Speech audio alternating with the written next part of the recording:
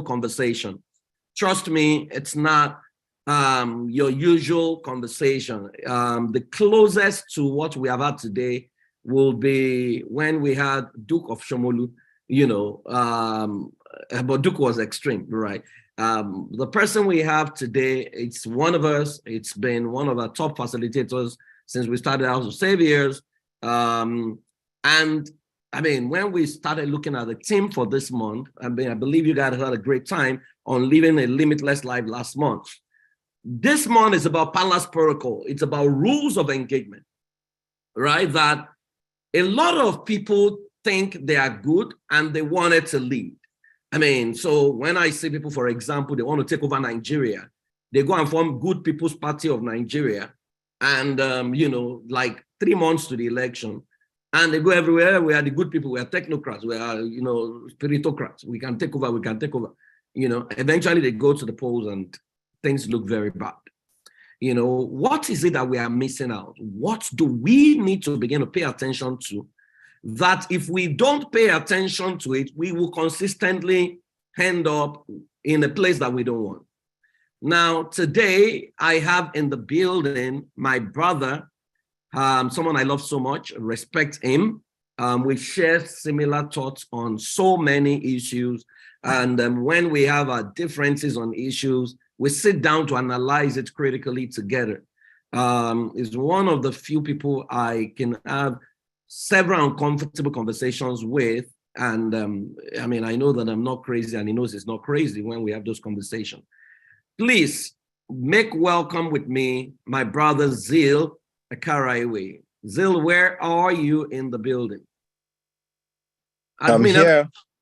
Okay, can you help me bring him to the screen? Okay, good. Zeal, how are you? Good afternoon. Hi, praise.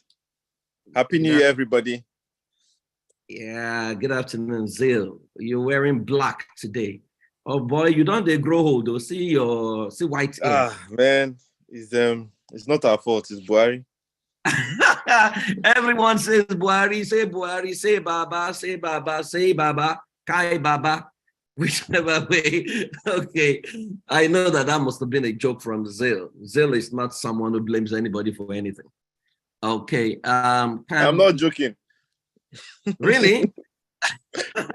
No, don't write it. I like it. I just want everything to either go white. I don't like this dusty look.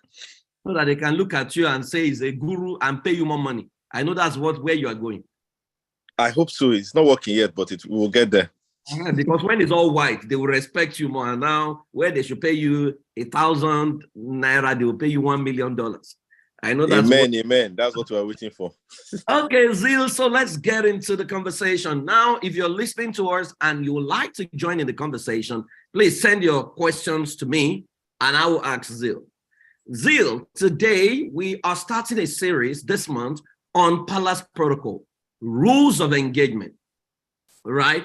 And I know that you are someone who sees things from a depth and a spectrum that it's not that usual. I mean, you don't, as I was preparing for this meeting, I remember several meetings that you and I have attended with, in quotes, good people who wanted good things. And I remember how we sounded stupid in those meetings because we correctly predicted what would happen, and it's almost like 8 years have gone by and ran so fast, or 9 years thereabout. I remember those meetings. Right, 9 years have gone past and no action, and that brings me to that good people often think the world is built on the concept of right and wrong, good and bad. I want you to start from there, Zeal, because I think we need to understand how does this world function, and I want you to take your time because we're not going to rush you. Does the world run on good or bad? Does it run on right and wrong? How does this world exactly function? Well, fortunately and unfortunately, yes, the world runs on good and bad, right and wrong. Most people are, and I like the video we started with, and I'm sure you've covered that at some point, how people are, I prefer to use the word programmed, but psychologists prefer the word conditioned. Mm. From the moment you are conceived, your conditioning begins. So most of us, if all of us, I dare say, are conditioned into a digital world, digital being the only one of two things. It's good or it's bad. It's right or it's wrong. It's good, it's evil. It's black, it's white. It's dark, it's bright. It's God or it's the devil. It is sin, it's not a sin. So we're all conditioned into that dichotomy. It's this or it is that. And so, yes, that is unfortunately how the world runs. It's not how the world should run, but that is how the world runs. Yeah. So a lot of us, when we're trying to take decisions, we want to take the right decision, and we want to make want to be the good person. We don't want to choose evil. And if it is not good, it must be evil, and we don't like to associate with wrong or evil and all that. That is how the world runs, largely speaking. It's, in my opinion, not how it's supposed to run, but it is how it runs. How is it supposed to run, Zeal? Because again, I know that we talk about systems, and in systems, the front end and the back end. Front end looks like right and wrong, up and down, but back end, where things are controlled, is not bound by those rules. It's not. Why is there a difference between people who lead and the rules that operate in their world and the ones who are led? Is there a script being run on people, or what exactly is going on?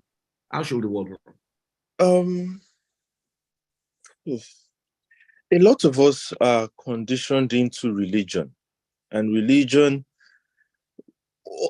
all the religions I know of, there are plenty, there are some I don't know, but all the ones I know of run on a very, very strict set of rules, right? This is right, this is wrong, this is good, this is evil.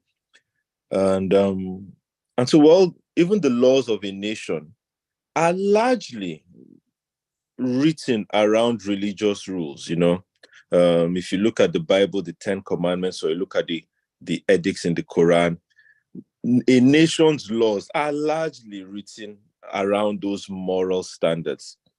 And because human beings tend to do things in a chaotic way when there isn't control. And so those laws were kind of set for a purpose of control. But if you read the creation story from the perspective of the Bible, it's very subtle, but it's certainly there that good and evil are not the standards by which we are supposed to operate. And that sounds very controversial, but I would explain it. So human beings, largely, we are very moral, or we want to be moral. And what is morality? Morality is the discernment of right from wrong, or good from evil. Once you can discern good and evil, or right and wrong, and you choose what is good and you choose what is right, you're considered to be moral. If you consistently choose what is wrong or evil, you are considered to be immoral. There are a couple of people who don't choose based on right or wrong, and they are considered amoral, that they do not have, not that they are immoral, they just don't have morality. Society prefers you to have morality. Society prefers you to speak in a language of right and wrong and good and evil. But if you read the creation story from the beginning, from the Bible perspective, of everything God told mankind, God gave mankind complete and utter freedom, with the exception of a single event, right? One single thing. Whatever you guys want to do in this world, go ahead and do it. But do not seek the knowledge of good and evil. You see, that's what the tree represents. According to the Bible, it says, told Adam and Eve, whatever you do, don't eat the fruit of the tree of knowledge of good and evil. And that tree, the knowledge of good and evil, is not two things. It's one thing. It's like a coin. A coin has head and tails. I cannot tell you, because it's head and tails. Heads and tails, from the perspective of a coin, are not two things. It's one thing. It's a coin. The nature of the coin is to have two sides, but it is one coin. So that tree is a single thing. It's one thing. The nature of that thing is it has two sides. One side is good, one side is evil. You can't separate it. You cannot say, oh, have the knowledge of good and ignore evil, or vice versa. They go as one package. And from the Bible story, it says, whatever you do, you see that knowledge of good and evil, that knowledge of right and wrong, that basis on which you form morality, don't go there. That's how the world is supposed to run, right? Now, the question that I would expect after that is, if people are not choosing based on right or wrong or good and evil, how should they choose? Because don't forget, the first thing mankind did was not to go for the tree. They had been existing, they had been interacting with God, they had been performing the purpose for which they were created, and they did not have the knowledge of right, good, and evil. And everything was, according to the Bible, good, perfect. But guess what? They had a different knowledge, and this is my understanding. And I'm happy for someone to have a different understanding. But my understanding is they had a different knowledge. It was not knowledge of good and evil. It was knowledge of necessary and unnecessary. And it's a very simple difference, but it's fundamentally crucial in the wiring of your brain. They were acting based on necessity. Is this necessary? Because if you think about it, Praise, if something is necessary, it must be done. Yeah. Period. If you've ever had a running stomach and you could not hold it, at that point in time, whether it is right to poop by the side of the road or in somebody's store, it's completely irrelevant, because at that point, biologically, it is necessary to evacuate the stomach. And whatever you need to do, run behind a tree, get a nylon bag, find a bucket. Right and wrong is inconsequential. What is necessary must be done. Freedom comes from when something is unnecessary. If it is not necessary, you don't have to do it. If you choose to do it, then that's free will, that's choice. But it is not necessary. There's no obligation to do it. And I think that is how human beings were designed originally to operate. But we've always found it very difficult to do that. Well, I mean, when you talked about necessary and unnecessary, because you went there ahead of me, because I was going to now take you up, since you pick your cue from the Bible, because I remember that I've had a conversation with a group of teenagers, and, and they were talking about right and wrong. And one of them had asked me that, was it right for God to tell Israel to go and invade another person's land and kill all of them, and including children and women? Now, what exactly did they do? And I was trying to process what he was saying. Then he said, okay, if those people now go to heaven, will God be right to send them to hell, since he was the one that instigated Israel to go and kill them? I had not answered the second question. Then the young man was asking, what is Boko Haram doing that is different from what Moses was doing, really? And so, that looks like a good God cannot be bad, but in that case, how do we measure bad? How do we measure right? How do we measure good? How do we measure wrong? I mean, because the young man concluded by saying to me that, Uncle Praise, picture us as members of that village, and somebody came in the name of God to kill us. Would we say God is good? All right. What's your response to that, Zeal? So that's very interesting, because that line of thought or conversation is the natural consequence of choosing good and evil. If you do not choose good or evil, you will not go in that direction. But the young man has already chosen good or evil. So there are four things that happen when you obtain the knowledge of good and evil. Four things happen. First thing that happens is, one, you judge yourself. And you will generally judge yourself as unworthy. You look at yourself and think, I am not a good person. How could I have done this? This was bad. I offended this person. I offended that. Once you have the knowledge of good and evil, first thing that happens is you judge yourself, and you will judge yourself as unworthy. Second thing that happens is that you judge other people.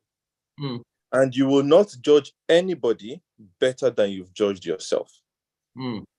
So you start to see the evil in other people. The third thing that happens is where it gets really dangerous. You judge God. How could God allow this happen? How can God be good and bad things are happening? How can God let a 2-year-old get cancer and die? How did God, you judge God. And then the last thing that happens is that you take all of that knowledge and you teach or program or condition your offspring. Basically, you replicate it. You replicate the mistake. That's what's called the Adam sin. Adam's sin that is passed on. Because people have asked, I don't know what Adam did. Why am I guilty? Adam's sin that was passed on is the error of obtaining the knowledge of good and evil. Parents pass it to their children, who pass it to their children, who have now wired and hard programmed it into society, so that once you're born of a woman, basically once you're born into this world, you have no choice between your parents, from your parents or your school or the laws of your land.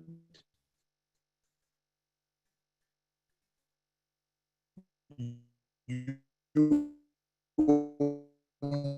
must, whether you like it Zeal, your internet programmed into backing. Adam came to the Bible, right? When Adam and Eve, we couldn't really hear you. Your internet. Where did I stop? You were trying to explain the last things you explained when your internet. Okay, I said when before Adam had done whatever they did to acquire the knowledge of good and evil, they were consistently fellowshipping, discussing with God, right? After they did it, guess what? It did not change God's behavior towards them. So the acquisition of the knowledge of good and evil was not an issue for God. Because after they did whatever they did, the Bible says God still came to hang out with them as he normally did. But what was Adam's reaction? God did not condemn Adam for acquiring the knowledge. The knowledge condemned Adam, and Adam went to hide.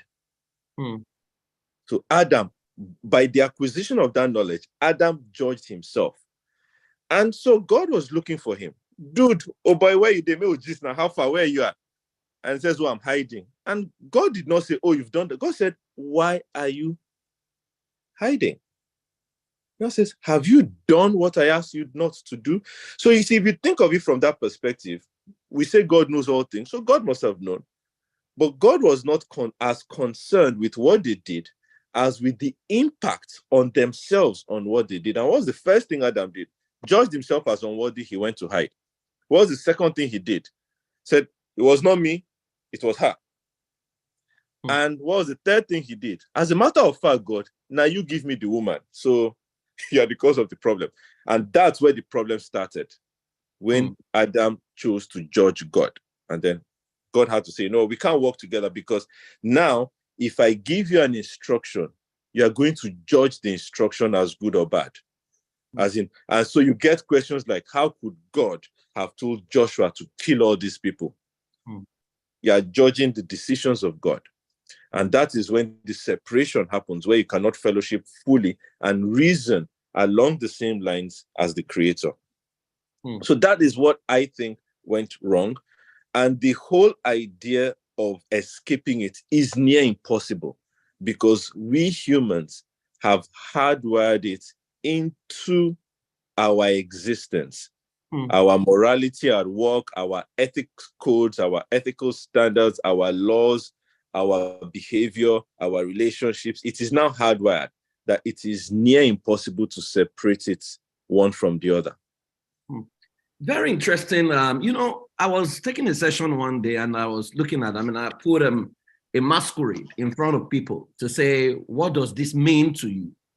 And many people said evil spirit, and I now said, okay, this masquerade, picture yourself as the son or the child of the owner of this masquerade who brings money home every day. How would you picture this masquerade? They all said business. All right. And so I started laughing that on one side, someone looks at it and say, Holy Ghost fire, evil spirit. Another person says, oh, this my father was going to work and has come back home. And I think that ties to, what you've said. Now, someone is asking a question in the chat box. She's saying that my question is there a possibility that the problem is not calling things good or bad, but understanding that they are both necessary for things to work in tandem for growth, just like an atom contains electrons and protons? Zeal, are you there? Yes, I'm here. So okay. This is not the easiest topic to discuss with people, as you can imagine. You're talking about a hard wiring and telling people that hard wiring, we need to look at it again. But here's the example I would give. It would be amazing. There's a book I read, and I share this all the time. The title of the book is Biology of Belief by Bruce Lipton. He's a cell biologist, a PhD cell biologist.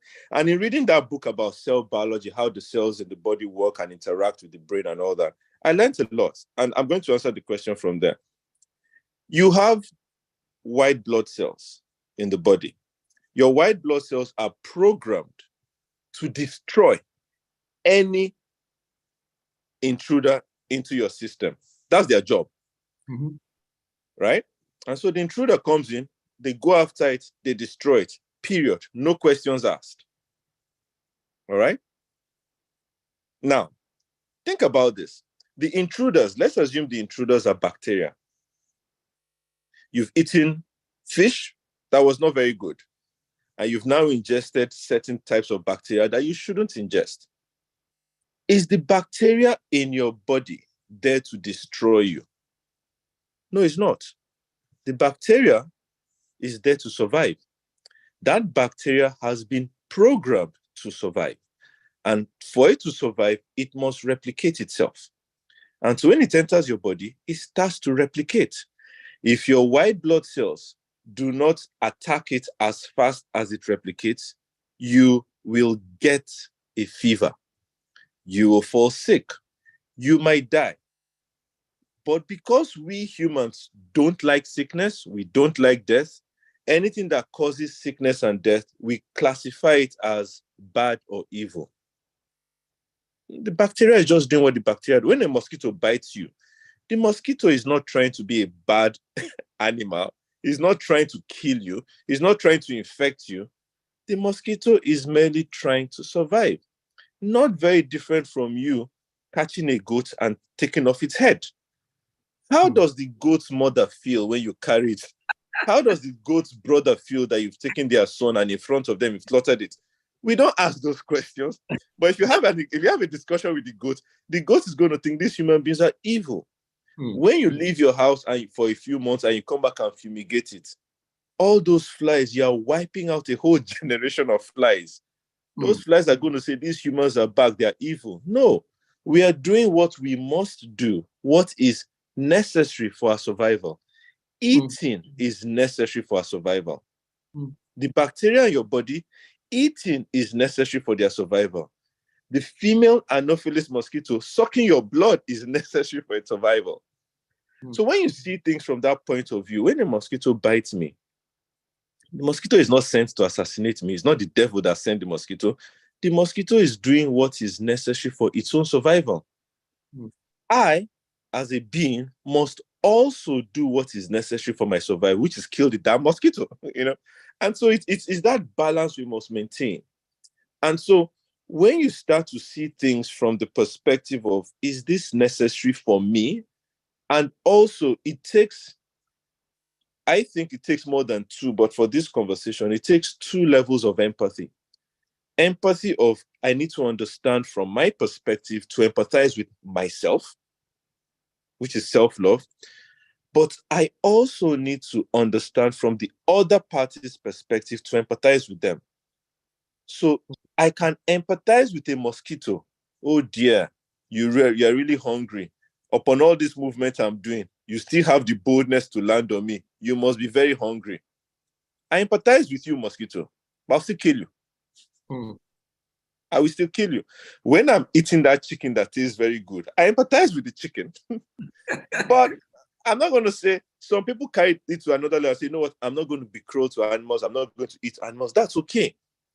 But some other people will empathize with Ogbono and say, I won't kill Ogbono.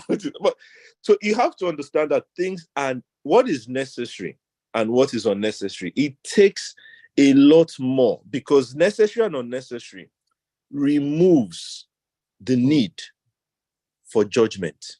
You are doing what is necessary for you.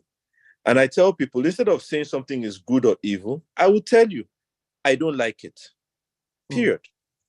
I'm not judging what you've done. I'm not judging you. I don't like it. Zeal, let's go and do cocaine. No. Why? Is it wrong? I don't know if it's right. I don't know if it's wrong, but it's not necessary for me to do it. Period. Case closed. You want to do it? I don't know if it's necessary for you. If you think it's necessary for you and you explain it to me and it makes sense, go ahead. That it's necessary for you does not make it necessary for me. So when you understand things from that perspective, that instinctive, hardwired desire to judge things starts to dissipate. And in place of judgment, you begin to get clarity, enlightenment, understanding, and empathy. Thank you very much, Zeal, for bringing clarity to this. I mean, and you were very spot on with that mosquito and the chicken. You know, we do nothing for the chicken. We think, oh, we are higher animals, so we can. We don't, I mean, Christmas period, for example, that's an entire genocide that we commit, you know. But we don't see it that way because we treat ourselves with empathy and we treat others with judgment. As long as it's paying us, you know, we are okay. We eat the chicken and the goat meat. We even brag, you know, goat meat is my favorite meal and blah, blah, blah, blah, blah. But we don't consider how many goats who have children, who have potential to reproduce as well, that we mother, you know, just for us to to enjoy ourselves. Now, there is something I've observed, you know, I mean, as someone who travels and I studied culture, I noticed that nations differ from one country to the other, and the rules of different nations also differ. But there is this concept of trying to impose our rule on everyone. So, for example, I know that Christians think that the world is a Christian world. So I want to Christianize the world. Muslims, I want to Islamize the world. For example, in my work and my study, I encountered 7 cultures in the world where women are the ones who are husbands and the men are the ones who are wives, and they are comfortable with it. In fact, there's a culture where a woman can marry 3 husbands. In fact, there was a woman who married 3 husbands, and there's an husband who acts as husband from 7 a.m. to about 1 p.m. And the second husband takes over from 2 p.m.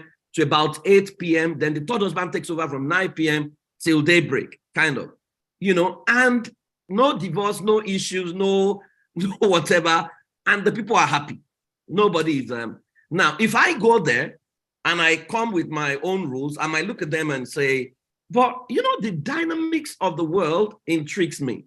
And that brings me to the questions: how are rules of engagement created from culture to culture, from nations to nation? And can there be a universal rule to say, okay, my rule supersedes your rule is inferior to my rule? You know, what exactly is happening there, and what should we pay attention to?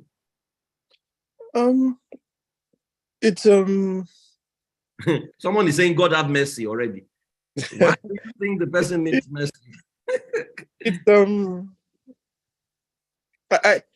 So look at it this way.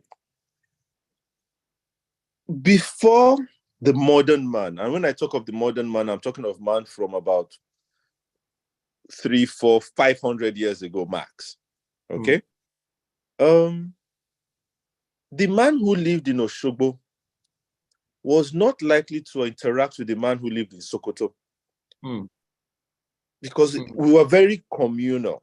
So what a lot of communities, what we call cultures, societies, what they did was they set rules, what we today call traditions, that were necessary for the survival of their species or their culture or their tribe or their ethnic group or whatever you want to call it.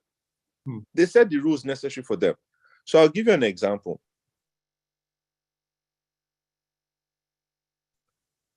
Their dressing is the same.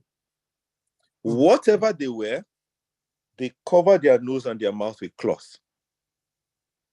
You know why? Because in the desert, there's a lot of sand. And if you inhale a lot of sand over a long period of time, it accumulates in your lungs, you get lung infection, you die.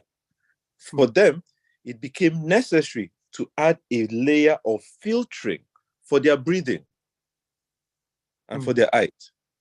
Now, the man or the culture that lived somewhere else in the mangrove rainforest did not need to do that. So which culture is superior? The Tuaregs covering their nose with napkins or the mangrove people walking around naked? None. But I promise you, if you take the mangrove person with his mangrove culture into the desert and he stays with his mangrove culture, he will not live very long. True. So the societies were built around what was necessary for their survival within the environment they lived. Okay, so is any culture superior? The question is not whether one is superior to the other. It is whether in the environment and time you live, is that practice necessary or unnecessary? For example, back in the day, it was a lot of cultures, even in the Bible, you were commanded to wash your hands before eating, right? Why? And it's a very simple reason. We know it. It was simply hygiene. Yeah. You go around, you are strolling, you are touching goats, chicken, cow, all those animals, and all of that. You go on and think about it. 2,000 years ago in the Bible days, when they go to the bush to poop, how do they clean their bum? They didn't have paper. They didn't have tissue. You know how they did it? They did it like you see the average northerner doing it. A kettle of water and their hands, isn't it? And so imagine after cleaning your bum after pooing, you now did they have fork and knife? They did not. So it was necessary for their survival, for their health, for their hygiene. Before you eat, wash your hands. In the Bible, it's a commandment. Wash your hands. If you don't wash your hands, I will kill you. Basically, that's what the Bible says. But we know that was the language they understood. That was not the reality of the instruction. But praise, me today, I don't wash my hand before I eat. Because I don't eat with my hands. I eat with a fork and a knife today. But I make sure the fork and knife I'm eating with is clean. So by understanding what we call laws, I prefer to use the word instructions. By understanding them, you are now able to tweak them and allow them evolve so that you have practices that aid your positive survival. That's the way it works. So cultures were like that. A culture that allowed something had a reason for allowing it. The issue we have is we have not sat down to interrogate the origin of a culture or a tradition. What did our forefathers live like? What were the issues they had then? Why was this particular tradition necessary? When you understand that, it's easy to say, okay, am I living along the same lines as them? If I am not, then I junk this specific tradition. But what we've done is we've carried what is called Adam's sin. People think Adam's sin is a spiritual thing. I don't argue with that. But Adam's sin means mistake. Adam's mistake was the transfer of unnecessary information, unnecessary knowledge to the future generations. And each generation keeps transferring and transferring without questioning. So that we have traditions today that are totally unnecessary and we are bound to them. for no good reason. And that then creates a bondage. Hmm. That is the bondage of sin. The bondage of mistake is the transfer of unnecessary information and knowledge, especially the discernment of good and evil, from one generation to another without any understanding, so that you cannot tweak it, and you are therefore bound to an instruction, an edict, a tradition, a culture that you have no control over, that has no necessity in your existence, but you're bound to it. That is bondage. So would you say that what they call generational curse in Africa is transference of unnecessary information or patterns into the future? Or how would you classify that? What I call generational curse is the transfer of ignorance. I'll just put it like that: the transfer of ignorance. Now, so we did well. All right. So let's even make it more recent. People that are born with sickle cell, right? We know what causes sickle cell. A parent that is AS or SS marries another one that is AS or SS. If it is SS marrying SS, you are guaranteed all your children would be SS. If it's AS and SS, there's a 25% chance. We know that. We know it's down to a calculation. We know it's down to a scientific fact that you can, even if you can afford it, pick, which one you want when the child is being conceived. They didn't know this 80, 90, 100 years ago. Okay? And so you then find all the stories of Abiku and all of those things. If you marry from this family, your children die young. When you go back and study it, maybe that family was largely AS and SS. And you too, you are also largely AS and SS. And so if you get married, chances are you have children that are SS. SS children, I'm talking 100 years ago, before medication and all that, very sickly, life expectancy was in the teens. And they will tell you is a generational curse.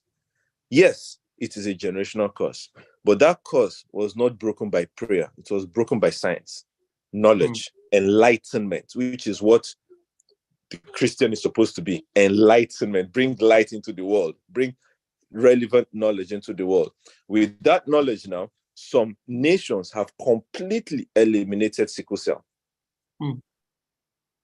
So I'm using that as a simple example. Asthma, for example, my father lived with asthma his whole life. When my father was born, asthma was a spiritual attack.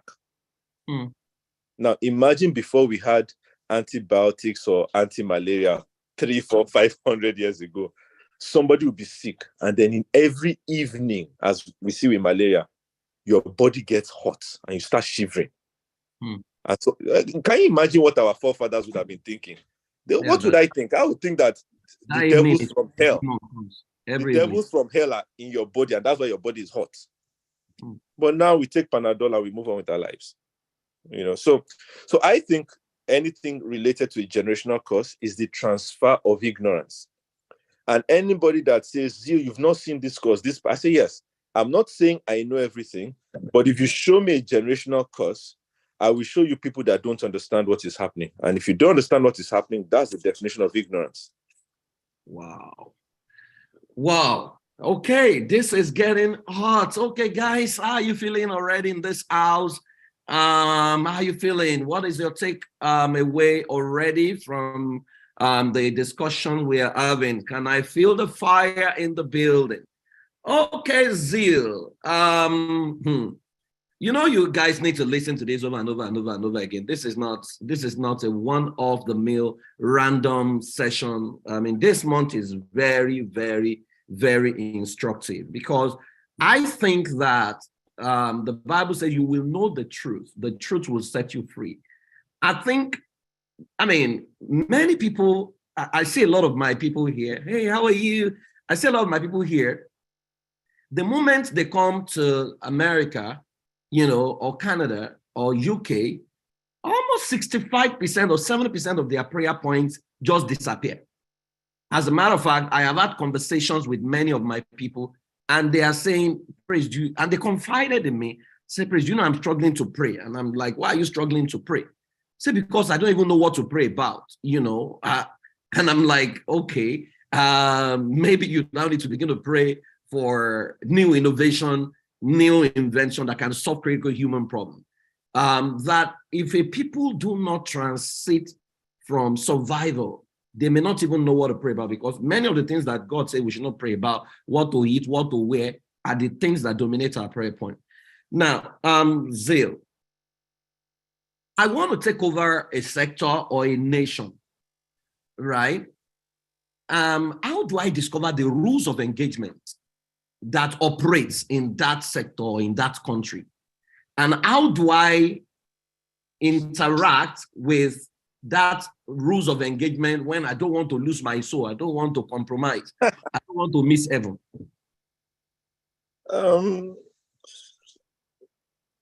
There are some things that the only way to get it done is to get inside. No matter how much you read about driving, no matter how much you study swimming, until you enter the water, you cannot say you know how to swim. Until you enter a car, you cannot say you know how to drive. So yes, there's one thing to have the theoretical knowledge and all of that, but if you want to understand the system, you must enter the system.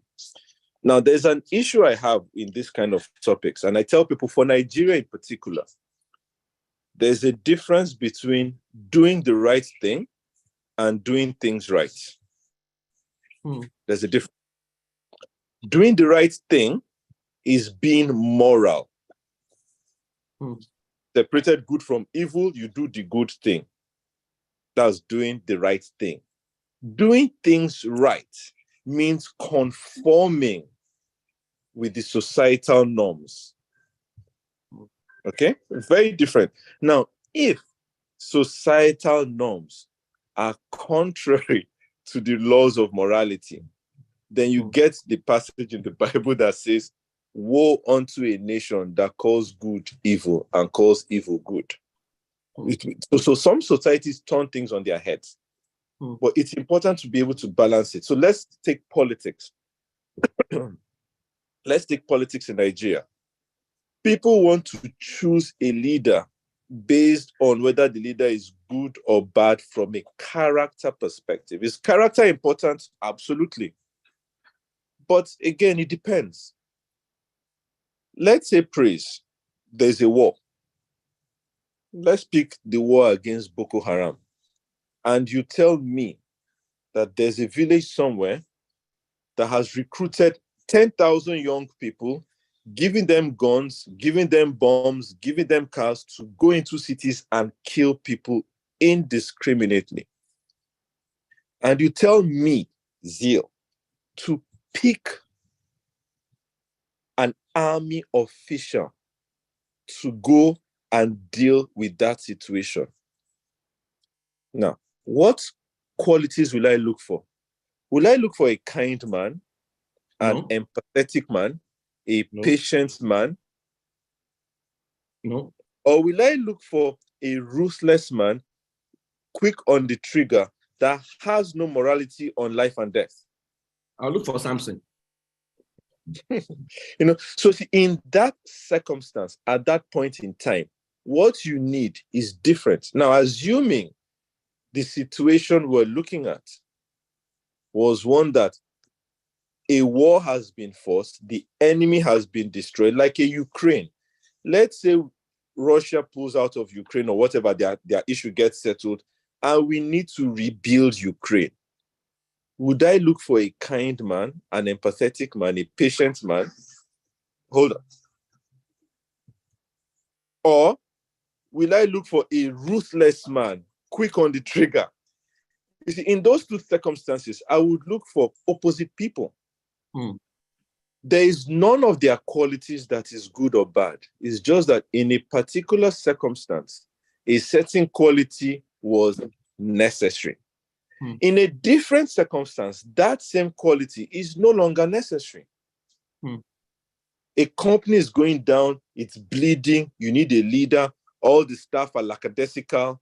The type of leader you're going to get is somebody who has no issues firing everybody and recruiting all over again. But a company that is doing well, steady 20% year-on-year growth, everything is going okay, You now want to bring a leader that will sack people? You won't. So when we talk about politics, the difficult thing in politics is, can you evaluate the circumstance of the society at a given point in time? What is the because when you now know the circumstance, you then know what is needed. When you know what is needed, you then know the qualities to look for in a leader. Because sometimes ruthlessness is what you need. In a society where corruption and crime prevails, not sure that what you want to, I mean, look, again, let's go into biology. Your white blood cells don't spend a lot of time negotiating with bacteria. Oh boy, you're not supposed to stay here now. Find your way, come out. They don't, there's no negotiation. It's destruction straight away. And when the white blood cells can't cope, you take antibiotics. Have you imagined? I know, doctors tell us that in our digestive system, we have good bacteria, right? And you know that when you take antibiotics don't discriminate good or bad bacteria. They wipe it out. Once you have bacteria, antibiotics clears you out. So those good bacteria that have been working for you, helping to keep your gut healthy and all of that, you, the god of your own body, would send in demons called antibiotics and go into their homes and wipe all of them out. Is that good? Imagine how the bacteria feels after working hard for praise for more than 40 years. This is how he treats me. At that point, it's not whether it's good or bad, what is necessary. So at every point in time, what does the society need? And I promise you, where it becomes difficult for us in Nigeria is, if you go to Chibok or any of the local governments in Borno that's ravaged by terrorists, and explain to them how you will fix their roads, for them, that's not what's the paramount. That's not important. Yeah.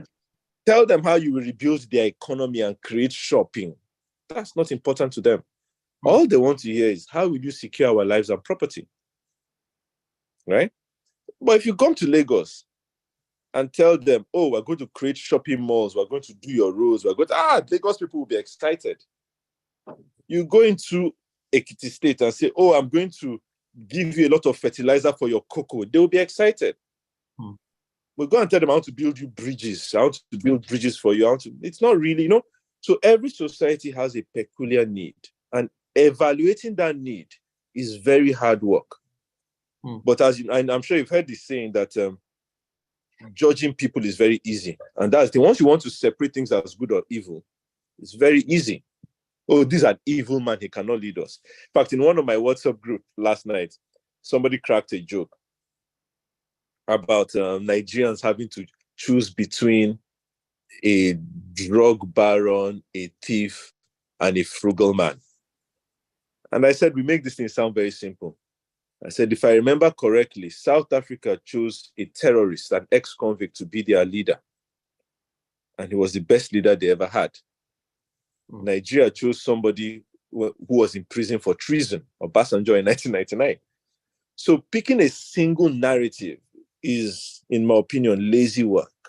You need to look at a whole spectrum. What does the country need? What does the person have?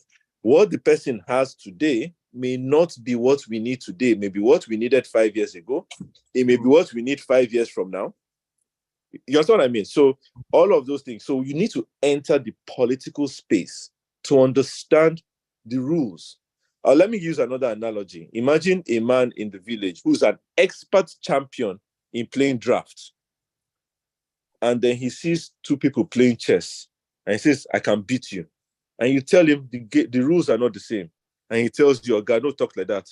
The board is the same, it's black and white. It may look the same. The pieces may look like they're moving the same thing. Bring a draft champion, bring a chess novice, the chess novice will win. And that's the error a lot of people make. You might be a champion in the corporate world. You might be a champion in the medical world. Then you enter the political world where the rules are different. You're a novice. A novice there will beat you hands down.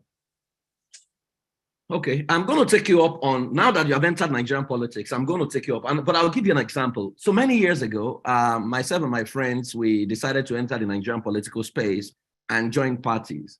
So I joined a particular party in Nigeria and I attended party meetings. Now, when I attended the party meetings, all the people I saw at the party meetings were at best illiterate. Now, when I got there, you know what they started calling me? Akaraiwe. That, oh, learned men, you have come. So they made me to be writing minutes. So I was writing minutes, but the decisions, the conversations were beneath me. Useless, foolish conversations. They'll be talking about a lady's backside, you are going to marry, blah, blah, blah. I was very frustrated. So I told my friends I went together, I said, look at these people. These are criminals, useless people ruling Nigeria. So after about 2.5 months, I stopped going. Right? And so when I stopped going, I was like, no, this is not meant for me. Now, I think about 6 months after, I now met one of the leaders. I was driving around the Jordan, I saw him. So he looked at me, I said, Akaraiwe, you didn't come again. I said, what you guys were discussing are not the kind of things I can interact with. You know what he said to me? He called me aside. He said, those conversations were intentional. He said, because when we see people like you, we become threatened. We know that you are enlightened, educated, and you may likely take over from us faster. So we decided to create conversations that will naturally evict you by yourself without us doing it. He said, so next time you join the uncomfortable conversation, sit in there for as long as you can, and maybe when the system trusts you, they will put you forward. I learned a critical lesson that way. What do you think are the rules of engagement? Since Nigeria is going to polls by month end, what are the rules of what mistakes do you think elites consistently make? What are the rules of engagement, and what do we need to begin to do as the people to get it right? Oh, wow. Before I answer that, to buttress your point, a friend of mine running for office had to join a party. They took him to party chairman of his area. The party chairman of his area that he had to dobale for and suck up to, right, was a chef in one of the popular restaurants in the area. Wow. A chef. Somebody who socially they would never meet. He said he was shocked. So what the elites have done is made a fundamental error. That fundamental error is an error of judgment. We have judged politics as dirty and beneath us, and so we have left. And I tell people, if politics is dirty and you are clean, you won't go in, right? So because you are clean, you won't go in. So who should go in? Dirty people, right? So we leave dirty people to go and run politics. Then we complain that the output is dirty. How do you clean the output if the clean people stay away? So we have already made that error. Already. And so the few people who rise to the top are, on average, not the kind of people that represent what we want, but they represent the majority of Nigerians. That is why they keep winning. We have already made that error. How to reverse it? It's going to be tough, but we need to get involved. And there are many roles to play in politics. Running for elected office is only one of them. You hear, and I don't like using America as an example, but you generally hear of Wall Street backing candidates. What's that? That's the elite, the rich people. Nobody knows how they vote. Nobody cares for how they vote, but they put their money behind people. We don't have that kind of lobby block where we say, okay, you know what? The only people you see putting out anything is MC Oluomo asking INEC that he wants his NURTW people to distribute there. And we scoff at things like that. And I'm saying, okay, if you are scoffing, let us put down 100 million and say, INEC, we would buy the means or secure the transportation of this electoral material. We won't do that.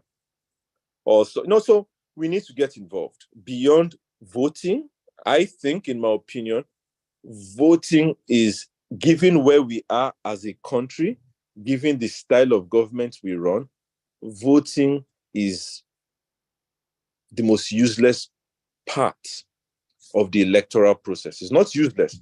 But by the time you tell me, Zeal, you need to get to Abuja in the next 4 hours, you have two options: ride this horse or ride this donkey. You see, by that point, I've already lost. Because whether I take the horse or I take the donkey, I will not be in Abuja in 4 hours. I've already lost. My choice is irrelevant. But if you tell me, Zeal, you need to be in Abuja in the next 4 hours, do you want a Boeing 737 or an Airbus 330? Again, my choice is irrelevant. Any one of them I choose, I will get there. So what has happened is we have left our choices to be so bad, or rather the choices we're given to, the alternatives we're given to pick from are so bad that it does not matter what you choose, you're in trouble. So to change things, we need to get involved at the level before those alternatives are selected and brought out. That's where the elites lose it. We wait until these politicians tell us pick A or B, by which time whether A or B wins, the politicians win. We lose. Doesn't matter. So primaries is what you're talking about. Party primaries. Pre-primaries. Because the people that want to even go forward in the primaries are still selected. So before them. So imagine giving imagine the people the parties have to pick from to represent the party. Let me use 3 names. Let's say they have to pick between the one people like Peter Obi on this end and Donald Duke on the other party. And they have to pick, okay, the people would now be confused. Should we pick Peter Obi? Should we pick Donald Duke? People will be confused. Who do we pick? We don't know because both of them are, then you now have a vibrant campaign process. But if you tell me, oh, do you want to pick the guy that is coming from Kirikiri or the one that is coming from Badagry prison? One is an armed robber, one is a murderer. By that time, you've already lost. So we need to get involved pre-primaries to shape the kind of people that the party is forced to bring out. And that is not always, it helps to be a member of the party, but it helps even more to make a lot of noise as a powerful body on the type of people we support. Then if you make that noise, the party is fought because the party just wants to win. Imagine 50 million Nigerians, and I'm just throwing out numbers, say the kind of person we want, and I'll use a mundane example, must be 6 feet tall. If he's not 6 feet tall, we're not voting for him. And the party sees all that. The party will find a 6-foot person and put their own person. Then it becomes a win-win. The party brings who they want, that fits what the people want, and then everybody's happy. So are you saying, Zeal, as a rule of engagement and Palace Protocol, infiltration might be better than going to start Good People's Party of Nigeria? Again, I won't say which is better. I will say there's no one strategy I know that is better than the other, but they are both effective. One, the infiltration strategy is what I call the HIV strategy.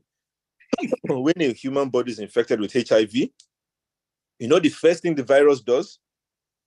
It hides. Enters, I think, the T cell or something and hides.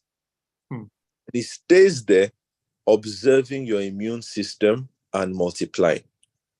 Quietly, multiply, hide, multiply, hide. This is how the immune system works, and it's there. When it reaches a certain critical mass, is when you have acquired immune deficiency syndrome. It now compromises your immune system. By the time it comes out, it's too late.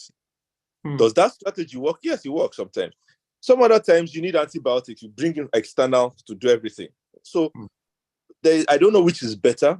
Both are effective depending on what you want to achieve. And I think doing as many as possible would probably be what I would suggest.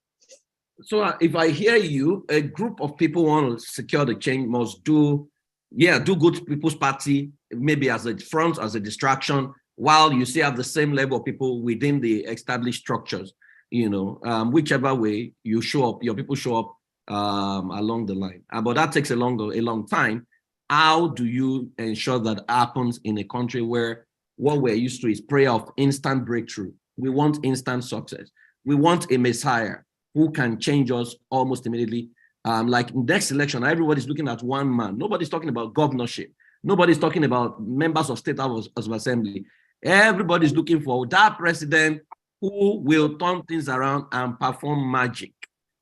Right? Is that the right way to go? And in addition to that, Zeal, when I was born, before I was born, my mother used to pray, God, give us leaders after your heart. When I was a child, my mother prayed that prayer all through my childhood till I left home. When I clocked 40, I went to visit my mom, and she was at a prayer meeting. There used to be about 30 something of them in that prayer meeting, and they had been reduced to about 4. So I asked my mom, where are the other people? She said all of them are dead. It's just 4 of them remaining in that prayer. I think they are left to 2 now. There are about 2 of them left. So they were still praying that prayer. So I said to my mom that this prayer, you've been praying it forever. When is God going to answer, give us leaders after your heart? Now, we are in a religious nation, and I want you to add this to the other question I have. We believe that God can just make some things happen. He will just send the right leaders, do one miracle. Nigeria is God's chosen people. We are the bullet. We are the trigger for Africa. Do you think this, because my mom has done it, I'm now 40, I'm going to be 45 this year. So it means for 45 years, a group of people have prayed the prayer, give us leaders after your heart, and we've never had that leadership. Do you think we need to, maybe not necessarily stop praying, we still need to pray, but begin to politically enlighten our people on how things work, how power is gotten, how powers is transferred, what people need to begin to do, how to get hands dirty, if possible, based on the rules of engagement in a particular country. What is your thought, Zeal? Then after that, I'll answer that in a shocking way. God answered your mother's prayer. He gave us leaders after his heart. The issue is that we don't know the heart of God. It's not that he didn't give us leaders. So what is the heart of God regarding leadership in a country? And I have similar conversations with my mom. Say, oh, please, God, show me your will. And I ask my mom, what if God's will is that you do what you want? If God's will is that you do whatever you want, I have my children. Imagine if my son, he's 11, comes and tells me, Daddy, I want to play outside. I'll say, sure. And he says, Daddy, should I play the red ball, the blue ball, or should I run? What do you think I'll tell him? Say, do whatever you want. You're the one that wants to play. Go and enjoy yourself. Says, oh, but Daddy, I don't want to offend me. I don't want to offend you. I want to do your will. Like, my will is that you play and be happy. So go and play and be happy. Oh, Daddy, no. You need to tell me, should I kick the red ball or the blue ball? Should I run? Should I jump? And he sits down there and says, Daddy, until you answer me, I'm not going to play. Guess what? I will not answer him. And he'll be miserable. Is it because I'm wicked? No, because he's ignorant. I keep asking my mom, what if God's will is you people govern yourselves in the way that you want? And so we are governing ourselves in the way that we want. And we don't like it. And you go to God, God, this is not your will. God says, no, it's my will. My will is that you do what you want. But God, I don't like what is happening. What do you think God will say? If my son comes and says, Daddy, I was playing the red ball, I didn't like it. What do you think I'll tell him? Go pick the next one. Do something else. I'm not going to tell you what to do. So a lot of us don't understand God to that extent. And so we're waiting for a Messiah. And that is the consequence of being over-religious. We think a single man can change things. Yes, a single man can change things, I agree. But in the style of governance that we are running, the probability that a single man will have the impact we want is very, very low. Very low. We have to understand the dynamics. We have to understand that taking responsibility is the beginning to getting God to pay attention to us. So imagine a man he has a car, he's registered with Uber, and he goes to fast and pray for 1 week and locks himself in a room and does not drive the Uber, does not enter the car, and is praying to God to be rich. I'll say, dude, your prayer is outside. The car keys in your pocket. Go and drive. He says, no, God owns all the resources in the world. It is not too hard for God. Why can I not just wake up tomorrow and there's 100 million in my account? Can God not do it? I'm like, well, God can do it, but I guarantee you, this is not how. There's a system it works with. You go out and work. If you want a miracle, enter your car and start doing your Uber work. Your miracle will more likely come from one day. Some big man somewhere may be stranded, and Uber will direct you to that person. And because your character is illuminating, you have positive energy, that person may be like, why are you doing Uber? You say, well, this is what happened. And he may open doors for you. But you see, on this your bed praying, I will not bet that man will come and look for you and say, God sent me to you. And unfortunately for us, we take single narrative stories from the Bible. A donkey spoke. Yes, it happened one time in the existence of human beings. It tells you when things happen one time, it's more or less directing you away from that this was a very, very specific circumstance. It is not normal. So praying and say, God, until my pet dog tells me what to do, I'm not moving. You will die of hunger. So we kind of take that single narrative. In this instance, God used one man and changed everything. Yes. But in most other instances, did he? So those are the things you need to look at. What is the system we have chosen? It's not God that gave us this, what's the word?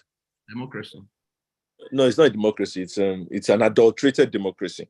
Yeah. This is not democracy we run, but that's a different discussion. It's not God that gave us. We chose it. It's not God that wrote our constitution. We chose it. It's not God that wrote our criminal code. We chose it. It's not God that chose our senators. We chose them. After putting people in office, you now tell God, come and remove them. No, we put them. We put a means to remove them. If you don't like them, there's a process to removing them. You want to short circuit the process. No. What helps me, and this is just a trick I use, is I have redefined certain things. There are certain things I have admitted I don't know. Okay? I do not know what happens after I die. I don't. I know what happens when I'm alive. I cannot control what happens when I die, but I can control reasonably what happens when I'm alive. So you know what I've done, praise? I've redefined heaven. And I've said heaven is not the place you go when you die. Hell is not the place you go when you die. Heaven and hell are what you make of life on earth.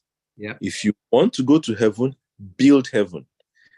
Hell is the consequence of not building heaven. You don't have to do anything to go to hell. Nothing. Just stay in your house all by yourself. Suffering will come and meet you there. The consequence of not creating heaven for yourself and for other people is hell. Simple. You don't want to go to hell, create heaven. If you are not doing anything, you are creating hell. It's as simple as that. So if you don't like what's going on in your environment and you are doing nothing about it, you are inviting hell. Simple. And that's the way I react now. When I've done that, when I die, shut down is in God's hands and God will sort down that. But while I'm alive, if I don't like this, I change it, or at least attempt to change it. I also believe that existence is, you can count this specific existence of mine in years, but you can also count my existence in lifetimes. And this is what I mean. In my journey of self-discovery, I came to one very painful realization. You know what that is? I am not Zeal. I realized that. And I realized that I am he who observes everything Zeal does. And the moment Zeal dies, I will observe somebody else. Once I began to see myself like that, I started to realize that what Zeal does, when Zeal dies, I, the real me, if you like, call it soul, spirit, whatever you want to call it, where the real me will go observing somebody else that will be living in the consequence of Zeal's actions. Once I realized that, I said to the boy, whether I fix the problem in 1 year or 40 years is irrelevant. I must start that process. So when someone says, I tell people, I think fixing Nigeria will take 2 generations. Yeah. Zeal will not be here to benefit from it. I don't care. Because he who observes what Zeal does may come back to observe somebody 3 generations from now who would either be enjoying or suffering Zeal's actions. So timelines don't matter to me. How long will it take to fix Nigeria? I don't care. Let the journey start. If it takes 10 years, great. If it takes 50 years, it makes no difference.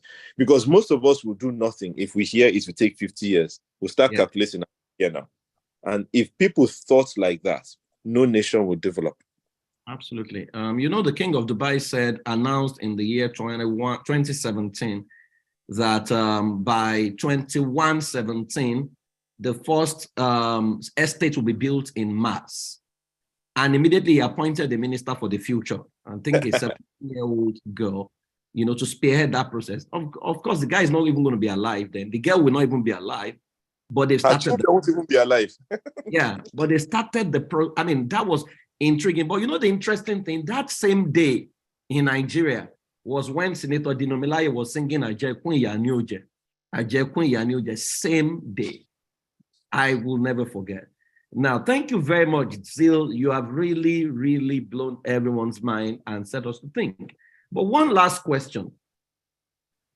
I want you to look at all the people in this house. We're called House of Saviors, which means people who save sectors, who save generation.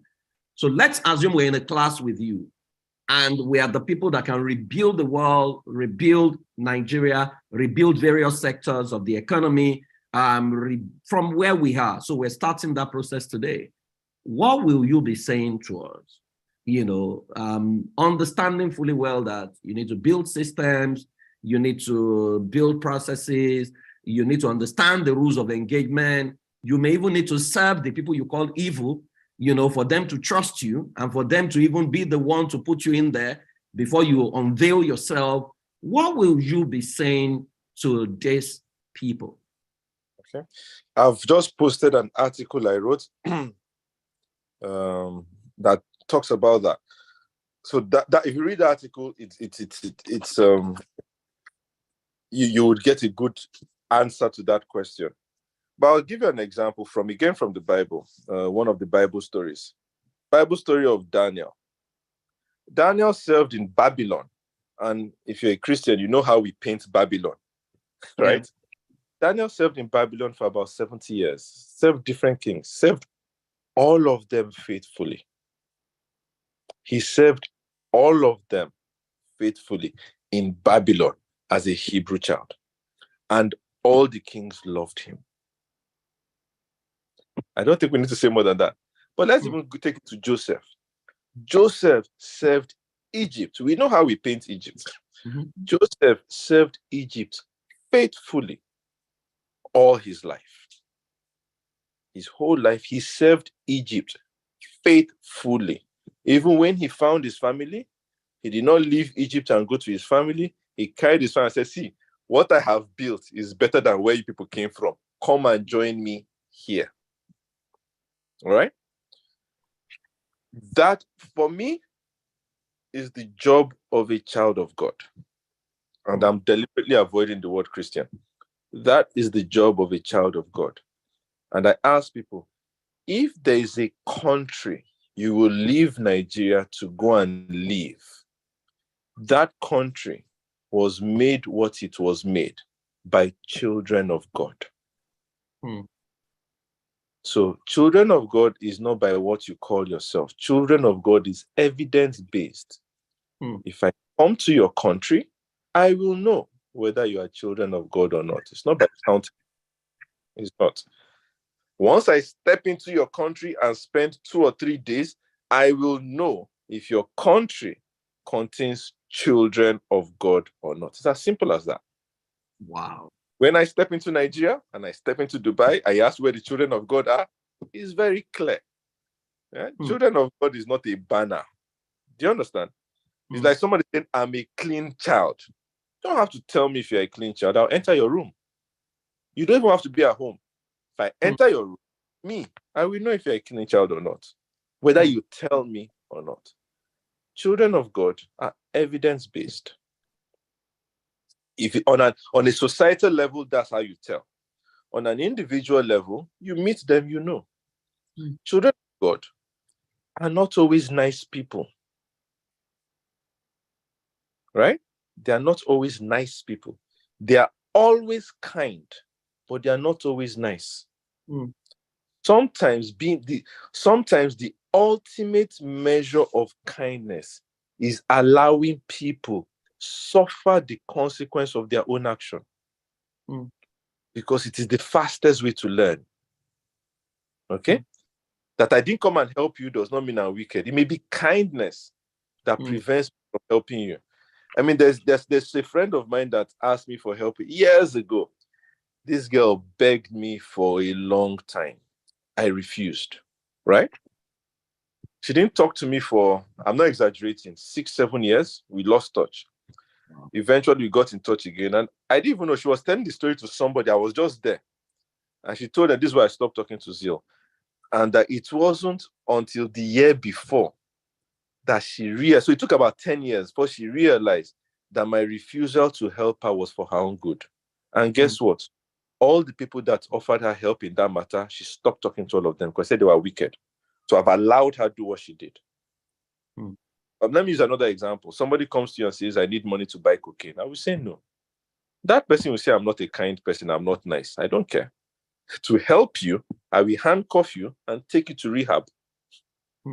That is kindness. So children of God are not always nice. They're always kind, but they're not always nice. And we need to know how to discern these things. But we're too superficial. We're too good and evil, black or white, right or wrong kind of people. Right? If I met Hosea in his time, Hosea was a man who went to Sanusi Fafunwa and toasted a prostitute and carried her home. And they tell me he's doing the work of God. I'm not sure there are many people today that will agree, but he was. So we need to understand that there are some things we are not supposed to judge because it's not our business. Whatever praise is doing, I will ask praise. Are you sure what you're doing? And he tells me yes. I ignore it. If I don't like it, I ignore it. As long as it does not impact me, it's okay. I can interact with it. If I don't like it so much that it affects our relationship, I will not interact with him on that side. So if praise is doing House of Saviors, and I say, how can I call people saviors? You are desecrating the title of Jesus. What will happen is I will not be here. I can talk to praise about anything else. On this one, I will avoid it. I will not say it's right or wrong. I will simply say it's not for me. And because a lot of us have different purposes or different ideologies and we don't all have to want to do the same thing. Look at the football field. The keeper stays in the post. He stays in his 18-yard box. Anything people like be doing there, no matter the help you need, the keeper cannot live there because living there creates a problem. You cannot say, oh, keeper, come and join us. No, the keeper's job is specific. The keeper is the only one that can use his hand. Imagine telling the keeper, don't use your hand. In this football game, we don't use hand. No, his purpose allows him use his hand. Imagine Messi or Ronaldo saying, since number one can use his hand, let me to use my hand. No, it doesn't work like that. And so we need to understand societal building like that. Some people will do things you don't like. Let me give an example. Somebody will come every 3 months or 6 months and clear my sock away. That job is absolutely necessary. If he does not do it, there'll be a problem in this house. But guess what? There is no amount of money you pay me that will make me do that job. I do not like it. Is it a bad job? Can't call it a bad job. It's necessary. I will never do it. They enter the sock away. I will never do that job. But they're okay with it. No, she's not. So I cannot do that job. I'm not going to look down on you for doing the job. You are doing a job that's crucial. It is necessary. And I can't do it. I should look up to you. So we need to start seeing things in that perspective. Some people will do some things that we absolutely detest. But is it necessary? If it's necessary, you don't have to do it, but you must respect it. Wow. Thank you very much, Zeal, for, as usual, this is like being well fed, that you have to go think through what has been shared. Thank you, thank you, thank you. I'm going to call you next month again, so just, I'll talk to you. What are you saying, huh? You dare I said, no, not, I'm always here. Always here. you dare not disobey your father in the Lord. I will withdraw my grace from you. Thank you very much, Zeal. Thank you for always showing up for us. Also, Saviors, can we appreciate Zeal Akaraiwe for another deep session? Thank you very much, Zeal. We're really grateful. Okay, I'm going to hand over to Tolani, but before we go, I'd just like to make a short announcement. We have someone who is not feeling well amidst us. I wanted to mention the name, but one of our leaders just said that, okay, we should just keep the name out. And the person is going through some medical challenge. So two things.